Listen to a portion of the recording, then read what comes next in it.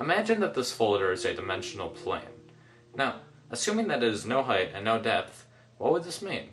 It would mean that it's a one-dimensional world. So if, hypothetically, an organism was living inside of it, it would only be able to move in a linear path forward and backwards in a straight line. Now, if we go to the second dimension, we have two dimensions. We have width and we have length. So hypothetically, if an organism lived inside of here, then it would be able to move up, down, left, right, and anywhere else in between. And a two-dimensional world is comprised of an infinite series of one-dimensional worlds stacked upon each other. Just as our three-dimensional world, which has depth, and length, and height, is comprised of an infinite series of two-dimensional worlds. So, now that I have stacked many folders upon each other, we have three dimensions. We have depth, we have length, and we have width. Now what happens if you keep going on from here on out? We would have a four-dimensional world, but what exactly is a fourth dimension? In order to understand this, we need to understand how dimensions are perceived. We live in the three-dimensional world, but despite that, we actually view things to be two-dimensionally. Take a perfect sphere, for example. If you're looking at a sphere, it looks just like a regular two-dimensional circle. The only way that you can tell it's an actual sphere instead of a circle is because of the hues of light on it. So just like in a two-dimensional world, if a organism in the two-dimensional world was looking upon a circle, the light would make it appear to be lighter at one end and darker in the middle. Also, if an object is moving closer and farther away from you, you don't actually perceive that it's getting closer and farther away. You see that it's getting smaller or larger, and then you assume that it's getting either farther away or closer. But let's say that an object was to grow in perfect equilibrium, so that it was growing at the same speed that it was shrinking as you move it farther away. Then you would not be able to tell, without any lights or if there were details on the object, that it's moving or growing at all. You may have assumed that since we perceive things to be in two dimensions, that a two-dimensional organism would see in one dimension. So, as we're watching this rubber band expand as it moves farther away from this little organism in the two-dimensional world, it does not actually perceive anything is happening to it because it's growing at the same speed that it's moving farther away. But since we can actually see it from the three-dimensional world and perceive things to be in two dimensions, we can see things for how they actually are. The reason that the two-dimensional organism doesn't see things the way they really are is because the two-dimensional organism sees things in one dimension, just how we, three-dimensional creatures, see things in two dimensions. So in a way, we don't really see our world the way it truly is. A four-dimensional creature, however, seeing our three-dimensional world in three dimensions, would be able to see through things. It would be able to see absolutely everything, just as we could see if there was several organisms spread along a 2D environment on your floor. You would be able to see inside houses. You would be able to see inside of people. So if a two-dimensional world, a flat surface, is just made of an infinite amount of lines, then the 3D world is just made out of an infinite amount of planes. So the 4D world, logically, is made out of an infinite amount of 3D objects. Though they're not just put together like you would like building blocks. That's not how the 4D world is. That would just be 3D again.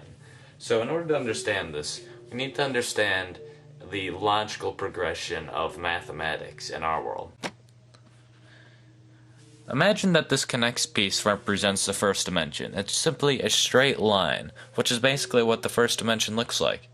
And if you add 3 more of these straight lines and connect them so that adjacent sides are perpendicular and opposite sides are parallel, then you have the basic shape of the second dimension. You have a square.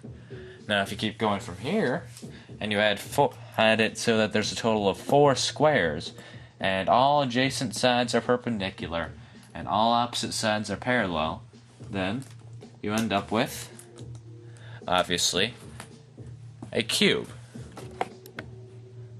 So, if you tried to keep going from here, and you would have a 4-dimensional basic shape, you would have what's called a tesseract. Now, I cannot show you a tesseract, but you need to understand that it's basically 4 cubes that are within each other that have all adjacent sides perpendicular and all opposite sides parallel. Yet there are 4 lines connecting to each vertex. So a tesseract would look somewhat like this picture. Now that's not exactly what it looks like, because this is a 2-dimensional depiction, and obviously not all of the lines are straight. So I cannot show you what a tesseract actually looks like, because we cannot perceive things in the 3rd dimension. You cannot even imagine what a tesseract looks like. You cannot in your mind picture the 4th dimension or a 4th dimensional shape. And you can keep going on from the 4th dimension even. You can go to the 5th dimension, the 6th dimension, the 71st dimension. It doesn't matter. Theoretically, there are an infinite amount of spatial dimensions. A common misconception of the 4th dimension is that the 4th dimension is time. Now, while some argue that by going forward and backwards in time, if you move forward the same distance and backwards the same, then you would end up in the same place you started, just like in the 4th dimension. And while that may seem logical, if you think about it, it really doesn't make sense. If you imply that the 4th dimension is actually time, well, first of all, time is not spatial. There's a difference between space and time, quite obviously.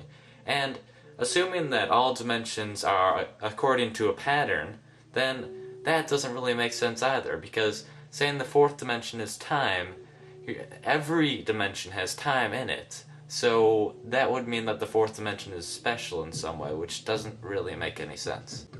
Another reason this doesn't make sense is that we very, very, very slightly travel through time whenever we move due to the distance that light takes to get to our body.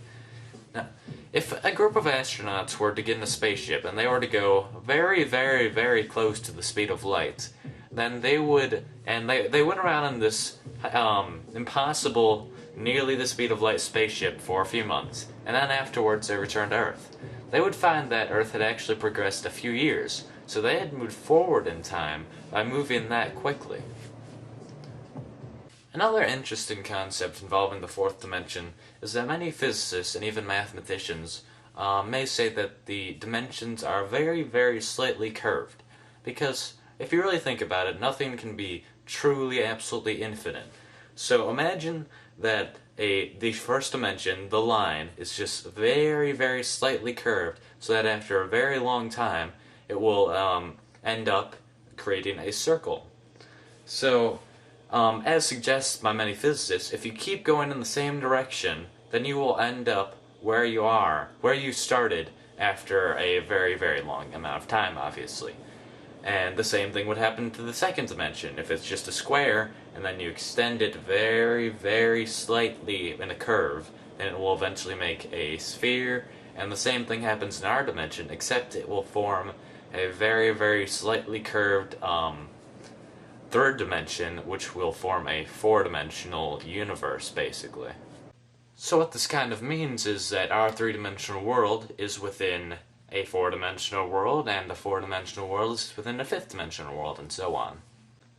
Now, I did say that nothing can be truly infinite, but if this is true, and a dimension is really within another dimension, within another dimension, within another dimension, then I'm implying that there's an infinite amount of dimensions, which is the only problem I really have with this theory. I'm not sure if it ever stops, or if infinity is really even possible. We don't know that. Thanks for watching my video, and I hope this gave you a better idea of what the 4th dimension is.